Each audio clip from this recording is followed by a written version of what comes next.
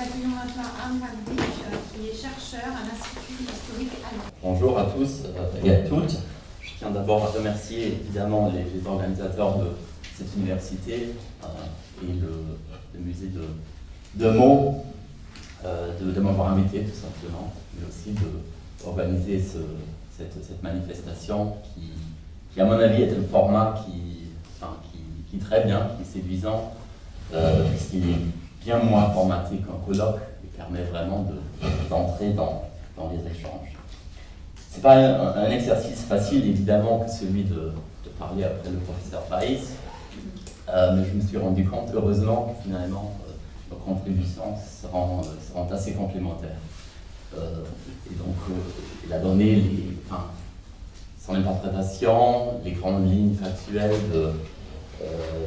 les causes profondes, etc. Et je vais donc pouvoir me consacrer au débat historiographique, allemand surtout, en insistant sur le débat, la controverse dite de Fischer. Le centenaire de la Première Guerre mondiale de 2014 se profile déjà bien à l'horizon. Et évidemment, il tient en haleine le landerneau des historiens de 14-18 à un point tel que parfois, dans les moments faibles seulement, on a tendance à se demander si quelque chose de scientifiquement bien finira in extremis par sortir de ce pilonnage historico-médiatico-mémoriel qui s'annonce. Soyons sérieux, soyons réalistes. Après tout, l'intérêt heuristique de ce genre de grand anniversaire ne réside la plupart du temps pas tellement dans la publication d'ouvrages pointus, jetant un premier ou au moins un nouveau regard sur tel ou tel aspect de l'événement dont on célèbre, ou en l'occurrence commémore l'anniversaire, mais plutôt dans l'exercice de réflexion critique, d'inventaire historiographique auquel ces moments se prêtent et auxquels ils obligent l'historien. En d'autres termes, un grand anniversaire comme le centenaire de la Première Guerre mondiale présente dans le meilleur des cas une occasion de dresser un bilan de l'historiographie et de ses évolutions, une occasion de remettre en perspective les grandes orientations des débats, ainsi que des conclusions qui ont émergé et qui se sont imposées, et des méthodologies qui ont fait leur preuve. L'une de ces grandes questions, dont il sera intéressant de voir si oui, comment elle sera traitée, est sans doute la question des origines de la guerre, ou bien la question de la responsabilité pour son déclenchement. Question qui était sans doute la question la plus discutée de l'historiographie européenne au dernier siècle. Et qui reste, même si l'historiographie française semble, avec l'exception notable de Jean-Jacques Becker, sont désintéressés depuis déjà plusieurs décennies, un chantier extrêmement fertile. Le grand nombre d'ouvrages récents d'auteurs allemands, autrichiens et anglo-saxons consacrés à cette problématique en témoignent. Il semble même qu'il y a depuis les années 2000 un regain d'intérêt absolument marqué pour cette question. L'énorme complexité de la crise de juillet, complexité dont vient de parler le professeur Weiss, semble en effet jouer des tours à tous ceux qui s'efforcent de pénétrer ces secrets et de déchiffrer le processus de décision des différents acteurs civils et militaires, ainsi que l'outillage mental qui structure leur perception et action. À chaque fois qu'un consensus semble en train d'émerger, un changement de perspective ou de méthode d'analyse, souvent accompagné d'un changement de génération, semble tout remettre en question. Bon, là, je force le trait un petit peu. Je crois tout de même qu'il y a un progrès dans les discussions, dans 100 ans de discussion autour de cette question, mais force est tout de même de constater que la question des origines de la guerre est un cas d'école de l'influence du contexte social et culturel dans lequel évolue l'historien. Pour l'historiographie allemande, et bien au-delà, l'exemple par excellence d'un tel changement de paradigme en matière de l'interprétation des dynamiques qui ont in extremis mené à la guerre mais aussi en matière de méthode, et bien la controverse dite de Fischer, qui mettait aux prises dans les années 1960 Fritz Fischer, en cela soutenu par un nombre croissant de jeunes historiens talentueux, et l'establishment des historiens conservateurs de la RFA. Pour bien expliquer cette controverse absolument fondamentale pour l'historiographie allemande, mais aussi internationale des origines de la guerre, je voudrais dans un premier temps brièvement évoquer l'état des lieux avant ce débat, c'est-à-dire avant la publication en 1961 du livre Les buts de guerre de l'Allemagne impériale 1914-1918, dont le titre allemand Griff nach der Weltmacht, donc si on traduit vers l'hégémonie mondiale, montrait de manière beaucoup plus explicite où on voulait venir l'auteur. Dans un deuxième temps, j'aborderai les positions de Fischer, ainsi que très brièvement le déroulement de cette controverse, dont les enjeux dépassèrent très vite le cadre scientifique. Troisièmement, ensuite, mais enfin, s'il me reste un petit peu de temps, je voudrais très sommairement retracer les évolutions de la recherche internationale post-Fischer pour voir lesquelles de ces idées ont pu survivre à l'épreuve du temps. L'amarre historiographique dans laquelle Fischer vint jeter son premier pavé de quelques 900 pages en 1961 avait déjà connu les âpres débats des années 1920, pendant lesquels, documents officiels à l'appui, les différentes historiographies nationales s'étaient efforcées de blanchir leur camp et de jeter le blâme d'avoir causé la grande conflagration sur le camp adverse. Surtout l'historiographie officielle allemande déployait de grands moyens pour marteler son message suivant lequel l'Allemagne impériale pacifique, encerclée par l'entente, aurait mené une guerre défensive contre les Alliés, parmi lesquels en premier chef la Russie aurait poursuivi une politique d'expansion. En affirmant l'hypothèse de la responsabilité allemande, on comptait bien évidemment s'attaquer au traité de Versailles, d'où l'importance et aussi l'appui politique accordé à cette campagne. Sur le plan international, la position allemande fut bientôt aidée de manière indirecte par l'émergence de courants critiques, voire ouvertement révisionnistes, qui commençaient à attaquer explicitement ou aussi implicitement l'idée de la responsabilité exclusive allemande, fût-ce en insistant sur la complexité de la crise de juillet et l'engrenage des alliances, fût-ce en adoptant une lecture critique des actions des responsables politiques de l'entente. Pour la France, par exemple, c'est le cas c'était la mise en cause de Poincaré, entre autres, par Jules Isaac. Pour faire court, au fil des années 1930, l'idée d'abord d'une responsabilité partagée, même si ça ne voulait pas dire pour autant qu'on arrivait forcément à se mettre d'accord sur les portions de blâme à attribuer aux uns et aux autres, et ensuite une irresponsabilité collective, interprétation somme toute bien confortable, qui correspondait à la fameuse formule de David Lloyd George, suivant laquelle all European nations have slithered out of drink into the boiling cauldron of war. Donc, on a tous glissé dans la guerre. Donc cette idée s'impose en Allemagne, évidemment. Les historiens y voient à juste titre aussi le succès de leur campagne.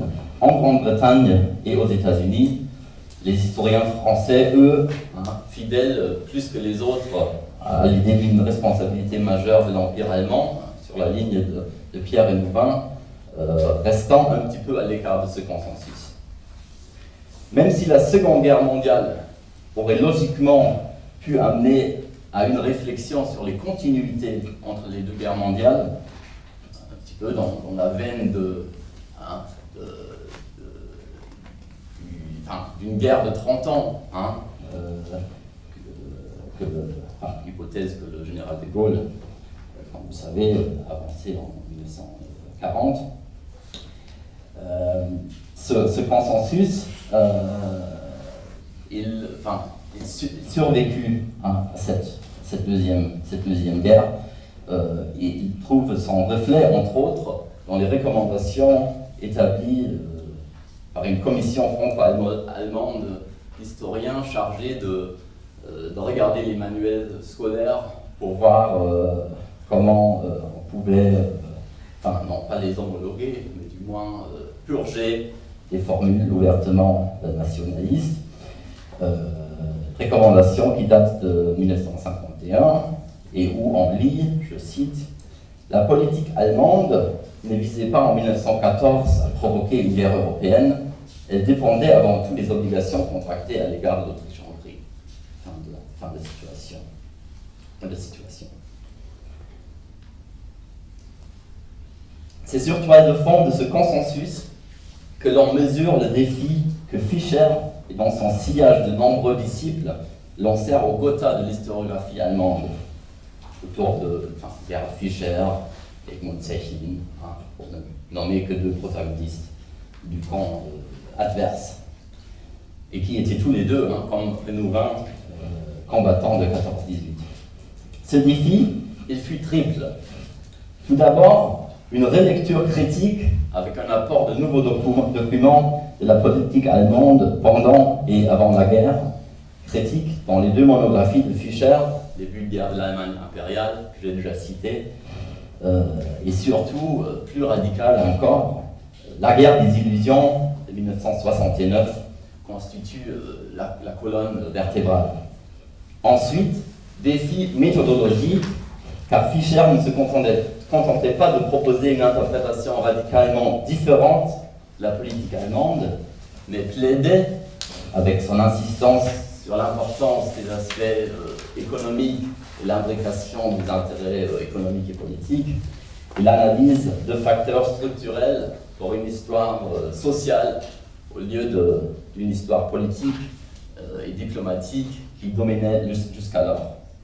Défi déontologique, enfin, car avec sa conception du rôle critique de l'historien, il se plaçait en opposition à l'écrasante majorité de ses confrères, pour lesquels, bien dans la tradition de l'historicisme allemand, l'historiographie devait, et cela malgré les expériences du Troisième Reich, servir avant tout la cause nationale. C'est la conjonction de ces trois facteurs qui explique l'extrême âpreté des échanges, mais aussi pourquoi l'enjeu de la controverse était bien plus important qu'une querelle d'historiens. Car au-delà des hypothèses scientifiques avancées par Fischer, c'était du rapport entre l'État et l'histoire, entre le pouvoir et l'historien, et plus largement entre l'État et l'intellectuel et la société civile dans son ensemble qu'il s'agissait. Bon,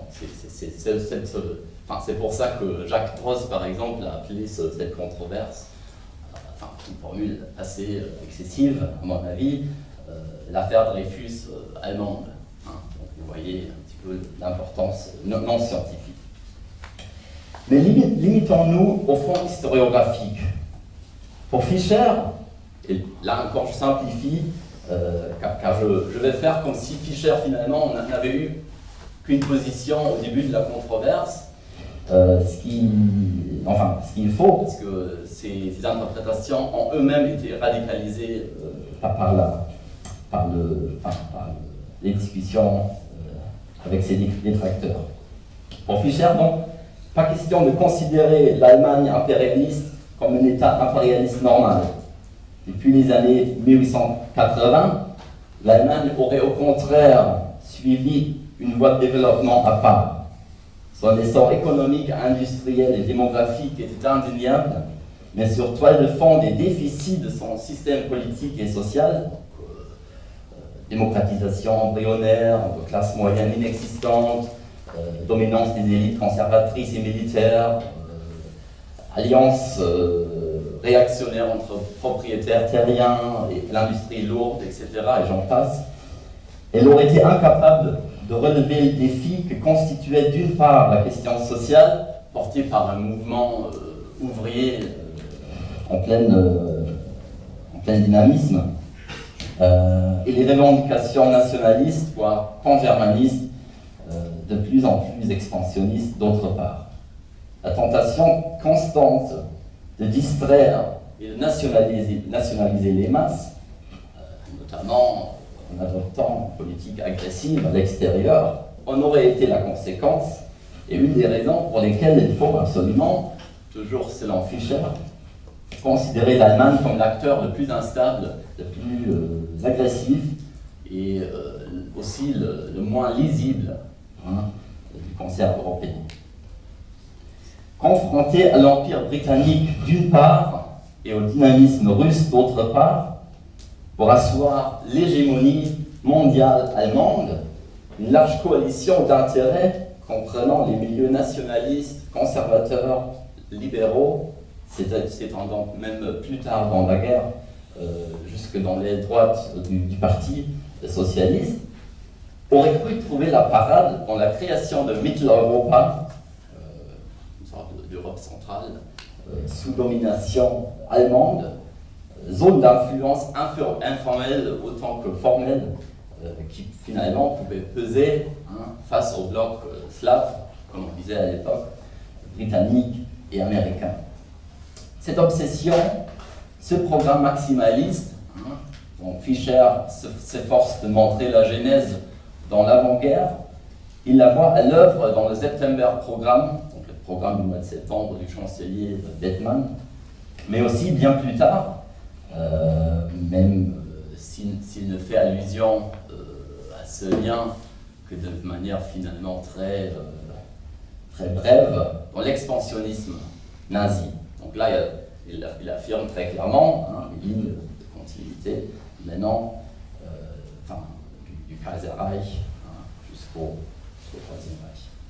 Si la guerre que mène l'Allemagne entre 1914 et 1918 doit être considérée comme une guerre d'expansion, comment doit-on juger l'entrée en guerre du gouvernement impérial? Voilà la question que pose Fischer, surtout dans son deuxième livre. Les calculs allemands, et surtout ceux du chancelier Bethmann pendant la crise de juillet, il les voit comme suit. La veille de la guerre, les Allemands, finalement, sont fondamentalement convaincus que l'affaiblissement successif de l'Autriche-Hongrie et la montée en puissance de la Russie vont bientôt, et cela durablement, faire pencher la balance en faveur de l'entente. Inexorablement, la fenêtre d'opportunité pour gagner une guerre européenne semble donc se fermer, condamnant à jamais toute stratégie de Mitteleuropa allemande. En même temps, pour mener une guerre dans les meilleures conditions possibles, il est indispensable que l'allié y participe. Donc l'Autriche-Hongrie y participe, ce que l'on ne juge probable que dans le cas de figure d'une guerre éclatante dans les Balkans. Cette guerre idéale serait une guerre dans laquelle l'Angleterre n'entrerait pas, soit parce que ses intérêts ne seraient pas concernés, soit parce que ses alliés, notamment la Russe, paraîtraient comme des agresseurs. Une deuxième condition qui semblait plus probable dans le cadre d'un affrontement sur les Balkans. Quand l'occasion se présenta alors, car dans cette lecture, l'attentat de Sarajevo, finalement, n'est pas un événement historique à valeur entière, mais plus un prétexte interchangeable qu'autre chose, les Allemands étaient prêts. Et Fischer donne même une date exacte à laquelle la décision de provoquer une guerre européenne aurait été prise. C'est le fameux Conseil de guerre que vous avez mentionné, du 8 décembre 1912. Par conséquent, pendant la crise, le gouvernement impérial aurait agi de manière complètement machiavélique pour déclencher la guerre. Primo, en poussant l'Autriche-Hongrie, hésitante, selon Fischer, c'est l'histoire du fameux blanc-seing du 5 juillet 1914, et des exhortations successives adressées à Vienne de passer à l'acte le plus vite possible. Dans cette optique, ce n'était pas l'alliance qui traînait l'Allemagne dans la guerre, mais l'inverse. Secondo, en affichant un pacifisme de façade qui les poussait à temporiser vis-à-vis des demandes des militaires, les dirigeants allemands auraient tenté de tenir l'Angleterre en dehors de la guerre et avec plus de succès de vendre à l'opinion publique allemande l'idée de la nécessité d'une guerre défensive. Sans doute, une guerre locale serbo-austro-hongroise, c'est-à-dire finalement le succès de la stratégie de localisation allemande qui a été décrite, et l'humiliation de la Russie, qui s'en serait sans doute en suivi, n'aurait pas été le premier objectif de la politique allemande, mais bien le deuxième. Le meilleur des cas, dans le meilleur des cas, on aurait, selon Fischer, préféré une guerre européenne avec une Angleterre restant neutre, toujours dans l'objectif de parvenir à l'hégémonie allemande sur le continent. Même si cette interprétation radicale d'une guerre pour l'hégémonie mondiale préméditée depuis au moins 1912 n'a réussi à convaincre qu'un nombre assez limité de Fischeriens, l'idée centrale de Fischer que l'Allemagne, convaincue de l'idée de l'inévitabilité de la guerre, aurait sauté sur l'occasion que présentait l'assassinat de Sarajevo pour changer par la force le statu quo et qu'elle porte donc une responsabilité majeure.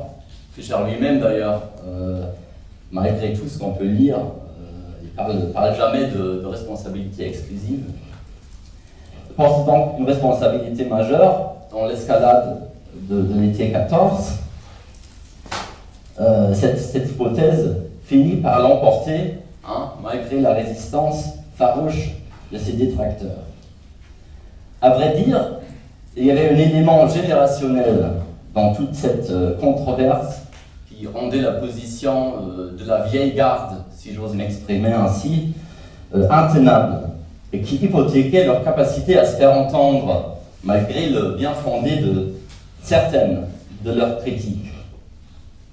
À un moment où les Allemands commencèrent lentement, mais tout de même, à prendre la mesure des horreurs causées par le Troisième Reich, leur attitude mandarinale, leur façon de s'identifier, peut-être malgré eux, aux acteurs allemands du temps de la guerre et à la cause nationale, leur manière moralisante de reprocher à Fischer de tenir des propos qui n'étaient pas dans l'intérêt du pays, en d'autres termes, la conception générale qu'ils avaient de la fonction sociale de l'historien, qui finalement, on a déjà vu, devait avant tout légitimer l'action de l'État, comme si le Troisième Reich avait été un petit accident de l'histoire. Cette manière passait de moins en moins. Visiblement, l'Allemagne, et a fortiori l'historiographie allemande, avait besoin d'esprit critique, et Fischer, et son importance primordiale, elle est là, était l'un des premiers, sinon le premier, à le faire souffler. Par conséquent, toutes les tentatives de s'aborder finalement la diffusion des thèses de Fischer, notamment à l'étranger, comme par exemple une intervention absolument maladroite auprès du ministère des Affaires étrangères pour faire annuler un voyage aux États-Unis qui devait être financé par l'État allemand et qui fut finalement financé par l'American Council for Learned Societies, ainsi que des tentatives non dépourvues de succès de mobiliser la classe politique contre Fischer, ne faisait finalement que renforcer l'impression d'une partie de plus en plus importante de l'opinion que la lutte de Fischer était en fait une lutte pour une culture politique plus libérale et plus critique. Dans les années 1970 et 1980, les édits de Fritz Fischer, reprises entre autres par l'école de Bielefeld, haut lieu de l'histoire sociale allemande qui dominait alors, ont exercé une influence considérable. On parle même d'une nouvelle orthodoxie fischérienne née à cette époque. Cependant, ce consensus, enfin, je simplifie, hein, ce n'est pas un consensus unanime, on va dire, il y a toujours des courants évidemment qui ont en parallèle des points de vue différents. Ce consensus devait bientôt faire face à de nouveaux défis. Et là, je crois que j'ai déjà beaucoup parlé. Je vais être extrêmement synthétique. D'une part, avec le tournant culturaliste et l'empathie méthodologique qui caractérise l'histoire culturelle, on a davantage pris au sérieux les cadres de représentation des acteurs politiques et militaires de l'époque. Il en est sorti très clairement, pour ne citer que cet exemple, que loin d'être expansionnistes, les dirigeants allemands de l'été 1914 étaient obsédés par un syndrome d'encerclement et se sont sentis dans une position de faiblesse vis-à-vis de l'entente. Dès lors, l'orientation globale de la politique allemande apparaît comme beaucoup plus défensif que n'a voulu admettre Fischer, même si, ça ne faut pas oublier, ce caractère défensif était subjectivement compatible avec la volonté de risquer la guerre européenne. Dans l'ensemble, cette guerre européenne, elle n'est alors plus considérée comme l'objectif de la politique allemande, mais comme, scénario du pire des cas, auquel il fallait faire front si jamais la stratégie de localisation échouait. D'autre part, la négligence de la part de Fischer des autres belligérants de 1914, qui au départ était un oubli méthodologique, mais qui à moyen terme risquait de fausser le tableau d'ensemble, ce que d'ailleurs ces critiques évidemment ne se privèrent pas de relever. Cette lacune a successivement été compensée par de nombreux ouvrages consacrés aux autres acteurs étatiques de la crise de juillet. Et même s'ils n'étaient pas tous incompatibles avec l'argumentaire de Fischer, ils ont tout de même eu comme conséquence de nuancer l'image. Ainsi, par exemple, l'Autriche-Hongrie, qui finalement dans les livres des Fischer était quasiment réduite au statut d'un État vassal, cette Autriche-Hongrie a été redécouverte comme acteur à part entière qui n'avait pas besoin, ou pas forcément besoin, d'être poussé pour faire la guerre. Et quand on regarde les dernières synthèses consacrées à la question, notamment de la plume de William Mulligan et de Christopher Clark, c'est les anglo-saxons là qui dominent ce champ de recherche. Les Allemands s'y intéressent, les Français vraiment sont absents. L'absence est absolument curieuse. Donc quand on regarde ces dernières synthèses, on se rend compte qu'on est effectivement très loin de Fischer, tellement les auteurs insistent sur la contingence de la guerre qui, sans l'attentat de Sarajevo, aurait aussi bien pu ne jamais avoir lieu, et sur la responsabilité partagée du fait d'une culture européenne partagée qui serait à l'origine du conflit. Donc là, au début, on a eu un petit aperçu de certains éléments de cette culture. Il semblerait donc que 100 ans après le déclenchement de la guerre et 50 ans après le début de la controverse de Fischer, la recherche sur les origines de la guerre serait en passe de s'orienter à nouveau vers un consensus qui serait, somme toute, assez proche de celui de l'avant-Fischer, du début des années 30.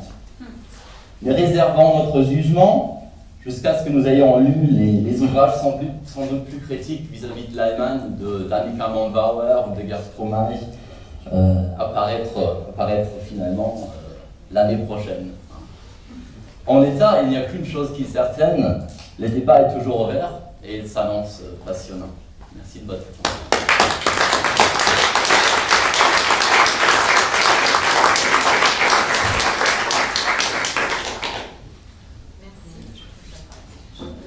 Merci beaucoup, Monsieur Weinrich, Monsieur Weiss.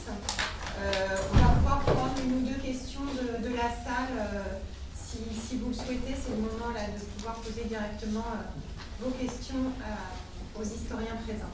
Je vais volontairement poser une question d'une forme un peu provocatrice. Quand, disons, on peut considérer que le premier consensus avait été obtenu, je dirais, en faisant passer la blanchisseuse des mécanismes pour exonérer des responsabilités, c'était pratique, c'était les mécanismes. J'ai un petit peu peur que le deuxième consensus qu'on nous propose, vers lequel on s'orienterait, consiste à passer une deuxième blanchisseuse, qui est une blanchisseuse des cultures. Et dans un cas comme dans l'autre, c'est quand même les décideurs qui, un peu trop facilement, voient le rôle exonéré. Je pense quand même que même s'il y a eu, c'est comme au niveau des décideurs, qu'il y a de vraies responsabilités qui sont pas mal identifiables, et sans vouloir aller faire une impression, c'est que s'il y a une symétrie dans les facteurs de climat et de contexte, effectivement, des sociétés très partagées au niveau de climat et de contexte, dans les processus de décision conduisant à la guerre, là, il n'y a vraiment pas de symétrie. Il est extrêmement difficile de soutenir une telle symétrie. Je serais très fichérien de ce point de vue. Ou fichérien.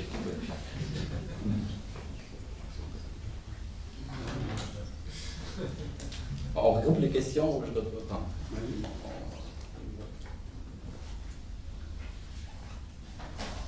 Je réponds. Non, oui, effectivement. D'ailleurs, j'ai fait le choix d'évacuer la question des plans de guerre. Hein, évidemment, parce que, sachant lire, j'ai lu dans le programme, évidemment, qu'il y aurait un atelier attaché compte à cette question. Et je n'en ai pas parlé. Hein, je suis tout à fait d'accord avec vous qu'il finalement, faut peut-être insister plus qu'on le fait maintenant, sur le poids causal, le poids décisif, entre autres, de l'enchaînement des plans militaires. Ce qui d'ailleurs n'était pas, c'est pas le privilège de Fischer d'avoir insisté sur ce point-là. Là, par exemple, même l'un de ses détracteurs les plus farouches, qui était guerre à l'époque, il avait déjà identifié ce plan Stiefel finalement comme l'un des aspects les plus graves. La responsabilité allemande, la contribution allemande au déclenchement de la guerre ne pouvait pas faire l'ombre d'un doute.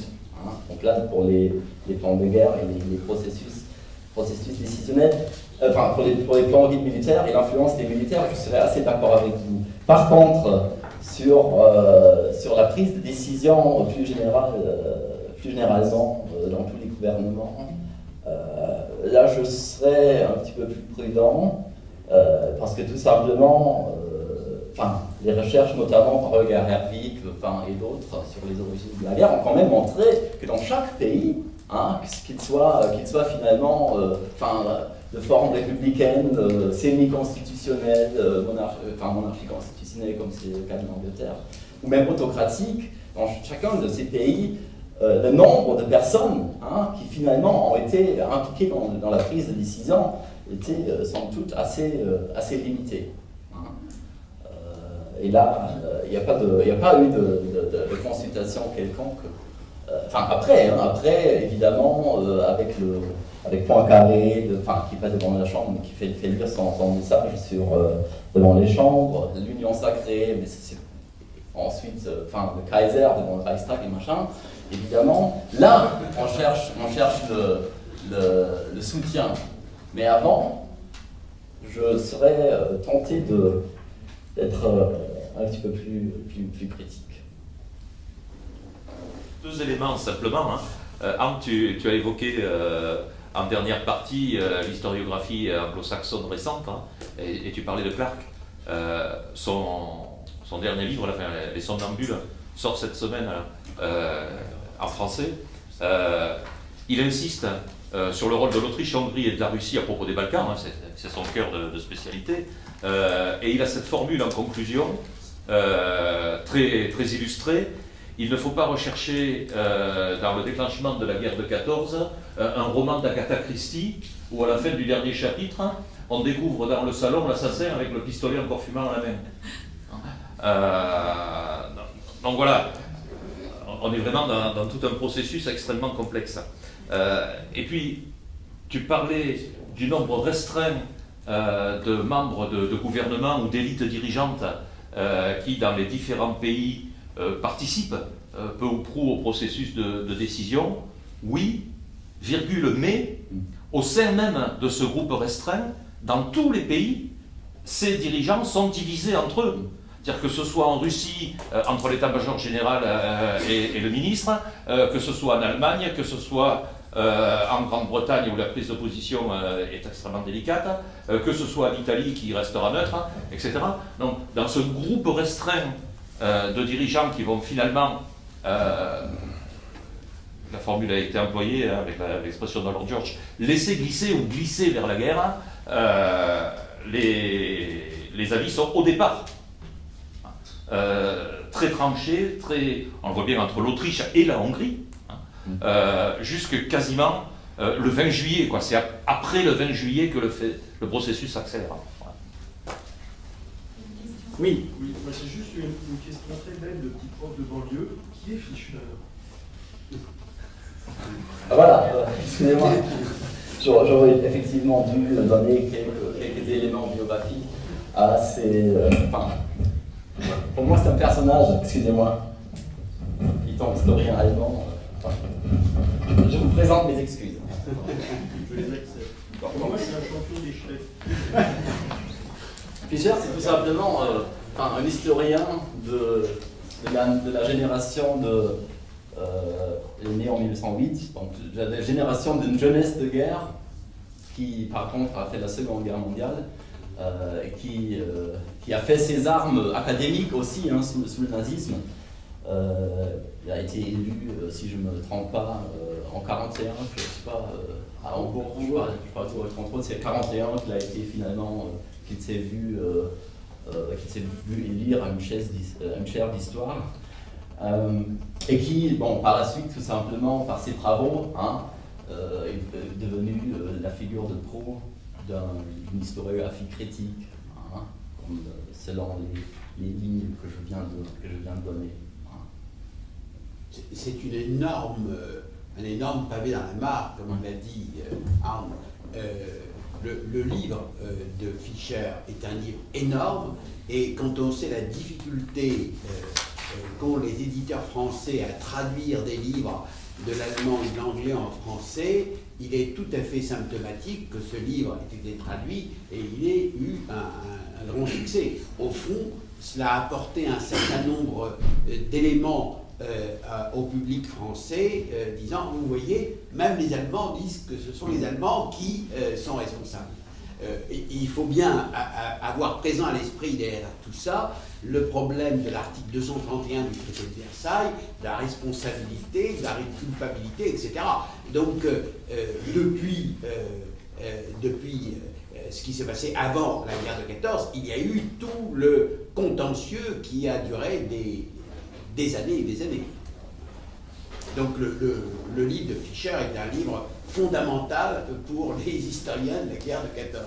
Et si je puis rajouter un mot sur Fischer, il a vécu la deuxième guerre, cette fois dans sa chair, puisque comme Arndt l'a rappelé, il y a participé, il a été prisonnier de guerre en 1944-1945, et cette polémique, cette controverse de Fischer en Allemagne, la traduction du bouquin en français, c'est quand même 10 ans après sa parution en allemand, mais effectivement, comme le disait Maurice Weiss, le fait que cet ouvrage soit traduit en français et un succès considérable en France veut dire quelque chose.